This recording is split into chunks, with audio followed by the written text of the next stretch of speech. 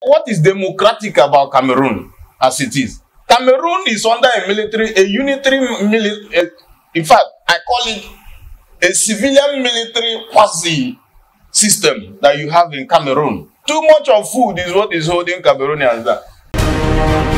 This is the Stereopsis. Welcome, ladies and gentlemen, to today's podcast on the Stereopsis. We heard of the attempted coup in Congo-Brazzaville just some hours ago, less than 24 hours ago. And I don't know, some people are actually not happy that the coup didn't come to pass, given the already existing coups that have been going on. The Niger successful coup in Niger. And even though a lot of people who are pro-democratic are against it with the argument that every military regime is terrible. But I always see, I've always seen this military coup in French Africa as a necessary evil, a way of total liberation. Just recently, we started hearing about how the French people actually exploited the Nigerian in their mining of uranium. The French government buys it at 0.8 euros from the Nigerian government and sells it, the same uranium, at 200 euros in the market. Because when you look at it, obviously the Nigerians don't have control over those resources. And that is why you see the countries like that. You look at Niger, you look at Burkina Faso and Mali, all the places that those coups actually happen. You see how backward they are because they do not have an absolute control over their resources. Now you give them a meager 0.8 euro, and then you still control them through your own stooge who is in power. Yeah. Canada sells their own uranium deposit at the sum of 200 euros. And then the news I've been hearing, or what I've been reading online, the Nigerian junta has fed the uranium sale in Niger at 200 euros too. Yeah. I think the military regime is trying to cut a lot of ties with the French government. But the French are refusing to go. Even the French ambassador saying that they are not elected, they're illegitimate, they won't leave, won't take order from them. This is just like, it's a case of you coming to my house and I tell you, please, you've overstayed, you're welcome, you should go. And then you tell me that it was my father who placed you there, that I have no right to chase you away. I think what the French ambassador is trying to do is to create tension. Maybe looking at a strategy where there will be somewhere waiting for the junta to attack the French ambassador. You know, somehow maybe he's injured, and then the European and their NATO allies will come in form of human rights abuse, remove the junta. But the good thing is that even the ECOWAS and the EU, they've soft pedaled on their Ouattara and Babua and Tinubu were very frontal in the early stage of the coup, trying to invade Niger, but I think they've withdrawn most of those aggression, and it's good for the continent. And everybody is saying these people are trying to take control of their resources. And the most importantly is, I think if we had democracy working like every 5 or 4 years, we have elections in most of these countries, these coups won't happen like this. Because if you know that at the end of the 4 years you can change these guys in government with your voting, one man, one vote, there won't be so much hopelessness in the land. I tell you, this guy, the rumor of the one in Congo, the guy has been there for like 39 years. Yes, of course. 39 good years. And he's chilling. The president of Cameroon was installed into power through a civilian coup. Oh, you are surprised? And let me educate you. Paul Biya was vice to Amadou Ahidjo. Now, Amadou Ahidjo was deceived into going to France for a medical checkup, according to stories. And now on him going to France to do his medical checkup, Paul Biya was declared president with the collaboration of the French. Paul, almost, I think, close to 90 years. Yeah, he's an old hag. And then he should retire. Or I even encourage the military in Cameroon to. That is where I would be very glad if there is a queue in Cameroon. Because if there is no queue in a country like Cameroon, I tell you, the power of secession will go to Paul Biya's son. Possibly. Yeah, whom he's already warming him up to succeed him as president of Cameroon. I know when you stay very very long in power like that, the abuse will be there. It's unavoidable, and there are a lot of things you want to cover up. And you need your man. Staying for something is in power is not just one day, and you need someone to cover you up.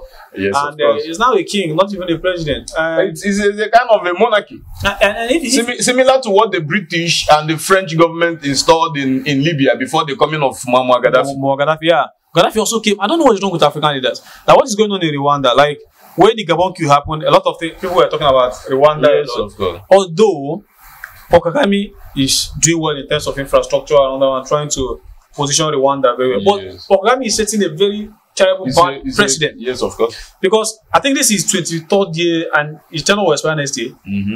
If Kagame runs, definitely will win. You see what most African leaders does. I've said it before. Paul Biya has done it in Cameroon. They removed the limitation to the term of office. Yeah. You can allow them to run as much as possible. And that is also what Obasanjo was trying to do in Nigeria. Yes. But thank God yes, for Atiku Abubakar. I think that is one of the reasons. Not only Atiku, yes, but Atiku Abubakar was a major player. Yes, and the guys and then Ken Namani and the other guy in House of yes, of course. Also, that is the issue. Yeah, now the West. See, let me tell you. If like this democracy we are practicing now, yes. If you watch like the America, if anybody deserved, someone like Mandela deserved second term, because like some deserve to be in power forever. People like Nelson Mandela, George Washington, but these guys were very, very careful about setting bad precedent. Even the Mr. President they call in America was actually started by George Washington. There were a lot of things that those guys picked actually, and you see every other person that comes after him, 2 times you are gone, 2 times you are gone. Yes, of course. Mandela had the chance after spending 27 to go for a second term but he said he's an old man at 75 at that time. The other younger guys who could do it, he anointed Thabo Mbeki and Thabo. Even when Thabo was not doing fine, he came out. How the HIV stopped. Zuma took over. And then Zuma was not doing well. I remember one of my Malema gave him fire and brimstone. Anyway, and then you can see that you had so many presidents. Yeah, that is where democracy flourishes. Yeah. And even also in Nigeria also. I think we tried from 1999 and people do and go away. Let me tell you, if you remove, I think if you look at Nigeria and Ghana, you will see that there is an impact of the military coups that happen over time. Yeah. And then it helped shape democracy. Yes. Yeah, and especially to tell the politicians that after a second term. Of course. And the sit tight stuff. I don't think it will work in Nigeria. It cannot work in Nigeria anymore, and it won't work in Ghana either. Nobody will attempt in Nigeria because, you see, we are totally divided currently in Nigeria. If you try it in Nigeria, that may be the end of this country. Some people will have legitimate reason. The country will clash. I don't think any person will even I don't think any person will want to go towards Ara because you may be the last president of the so-called Nigeria. I think Chukuma, I have this feeling that because if you look at the queue, if you look at the queue and all the countries, Mali, Niger, Burkina Faso, they've gone to form a frontier force to defend against any form of external aggression amongst their member states. Because this one is member state of military juntas. Yes, it's an alliance. Just like you have the support of the Russians you know, in the training of maybe some of the military personnel, and then the presence of the Wagner group across those zones. You see the influence of Russia already coming into Africa. I respect Russia because Russia does not, it's one of the major players in the world politics that never colonized anyone. Yeah, they were interested in colonizing people. And neither are they now. No, because if you look at what they are doing with the BRICS, with the BRIC bloc that they are forming currently now, you see that they want to, I don't know if you're familiar with this term of unipolarity and multipolar world. Yeah. Now, the BRICS, what they are trying to do is shift away from what the United Nations and their group of allies, because the world affair is controlled by just a very few powers that be. The United Nations, they shape the policy of IMF, they shape everything. If America says no, it doesn't work. If France says no, it doesn't work. So each of them, what they do is that they protect the interests of those inner kakus. Now, they control everything in the world, you know, like they control financially, the media, economy, everything. And that is what you see that the French, otherwise, if things were in a unipolar form, like the BRICS is trying to bring unipolarity to world politics now. If it was in that way, you see a lot of countries, if you don't favor me here, my brother, I will run there. Yeah. Just like I tell you now, if you ask me, I will say, now Nigeria, United Nations, and all those their brother group or sister groups have been very, very unfair. Now you see UNICEF and all the rest, they are making Africa is the only place in the world where you have large volume of UN activities going on. They are coming for humanitarian services because they know what they've done. I don't know if you are familiar with this term they call problem reaction solution. These are people that they've created, like the French government, they've created a system where they've impoverished the Francophone countries, you know, and then over time, when the people start reacting, you know, against what they've done, they come as if they are coming to give you an assistance. But even those are for assistance. No, but even at that, we must take some responsibility as Africans. You cannot continue to blame these white guys, what they've done, and all these kind of things. You can't imagine the mindless guys that went and signed. You cannot see, Chukuma, you are not into politics, but you cannot actually do away with external influence. You okay, can. Look at it. See, you can take your destiny. You can take your own destiny into your hands. There are other countries in Asia that are doing better than us in Africa. But Singapore, Malaysia. You see, listen. These people, at least they see Asians as more human than even they see us. Because of their leaders. Lee Kuan Yew and others. Do you understand me? China. The thing is that the guy, let me tell you, most of our leaders are the problem. The guy in Malaysia, that is Mohamed Mahathir, then the Lee Kuan Yew guys, those are the father of the. Okay. You see that at the time they took a very bold step. And the West knew where they were and where they were going. They need to liberate their people. Here, I think Kagame is trying to do it. But he's sitting down tight. He's sitting down tight to do it also. And I don't think, what if somebody comes after Kagame that is not as good as Kagame and stays this long? It becomes a problem. It's just, this is just an example of a football club being run by one person for more than 24 years or 30 years. Yeah. When he leaves, the whole equation will be upset. Yeah. And then there will be an issue. Do you understand me? Yeah. Just like, okay, look at what happened with Manchester United. They are not getting themselves. Do you understand? Now, why Chukuma, coming back to what I was talking about, why I am talking about the influence of Russia in the queue in Africa and in the formation of a multipolar world, you see, when you have alternatives, like if you look at recently Iran and Saudi Arabia, they've gone to join the BRIC countries. Do you understand me? Now, this is when you have two options. If this one doesn't favor you, the other one will.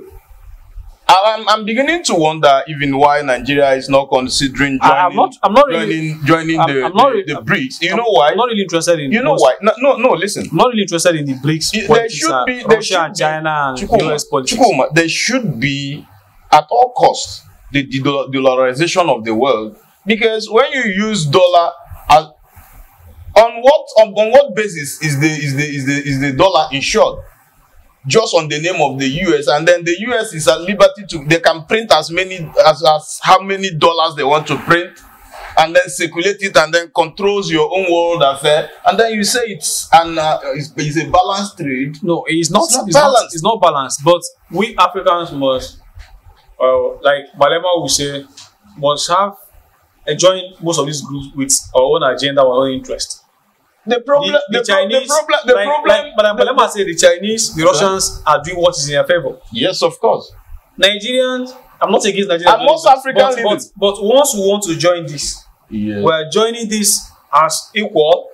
We're not coming here to pretend that we are one. Okay, this is what we defend. The problem with African, most, especially black African leaders, is that they will even join those alliances, get loans from those alliances, and still loot the loan, and then still take those loans to Switzerland, which is also a part of the problem. Now they tell you that Switzerland is the cleanest country in the world, but all the stolen money in the world is stored in Switzerland. Is that not lies? Yes. And that is why what I said about the Western media and how they twist information to their own favor.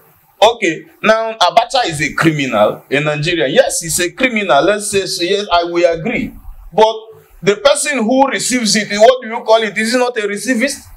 So Switzerland are partner in crime to most thefts done in Africa. And then you also look at a country like UAE. You see a lot of oil bunkers and oil.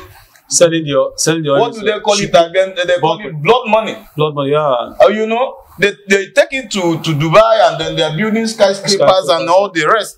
No, that being said, I think African leaders need to do better. I think the problem is leadership most of the times. I love Malema for actually being that. Yes, of course. We must go into most of this union, if we wish, with the interest of our people. The same way the Russians, they are not hiding what they are doing. Yes. Putin is not saying, I'm coming here to favor Africa. He's saying, okay, this will benefit all of us. We want to go into this agreement. We must understand, hey, we have to go into this thing, trying to defend our own people, not when we get into most of this nonsense agreement. Like what he said in the AU, just come here and then to come and meet other African leaders and you go home. What are we coming here to talk about? Somebody comes here to read.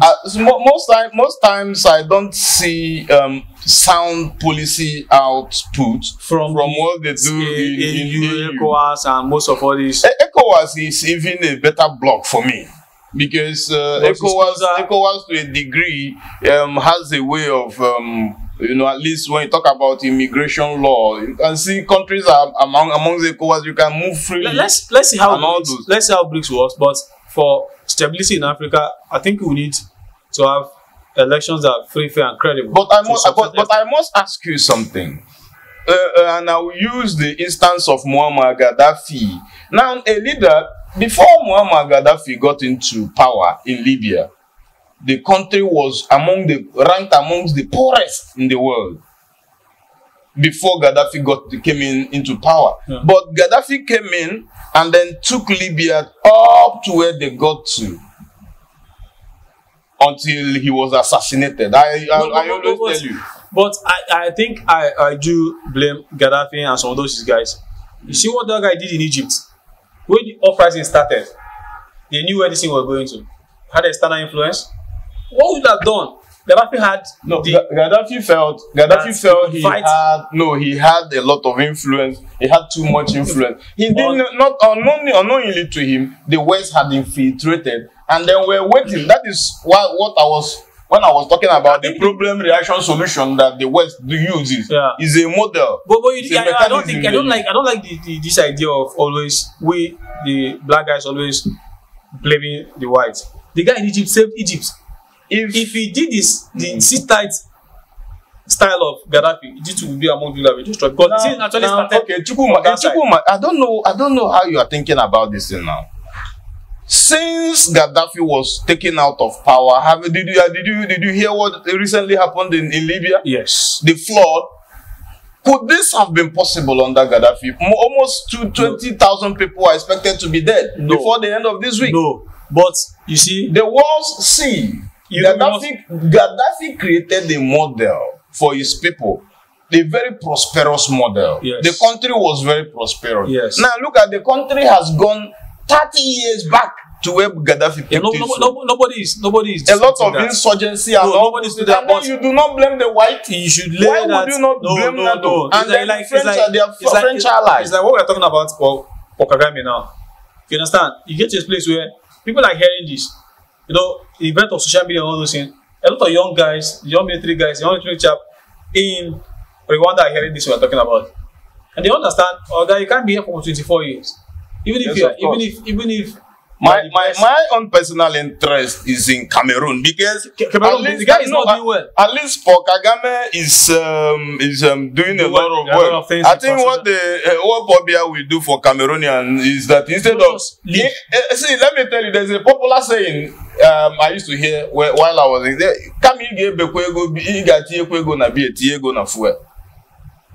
You like? Yeah. No, Cameroon government, what the simple thing they do for you is that they will increase the price of fuel in Cameroon and reduce the price of beer. And everybody will be happy.